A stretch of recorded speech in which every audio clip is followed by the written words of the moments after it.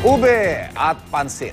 Lamang po yan sa mga nakakabusog na pagkaing bumida sa iba't ibang kapistahang ipinagdiwang ng ating mga kababayan.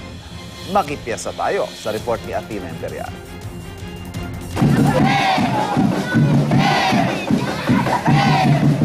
Maingay at makulay, ganyan ipinagdiwang ng mga taga Midsayap North Cotabato ang kanilang Halad Festival.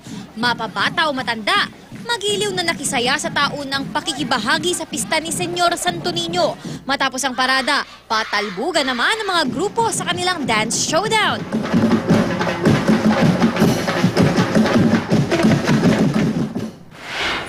Sa Bohol, bida ang iba't ibang uri ng ube sa kanilang ika-15 Ube Festival.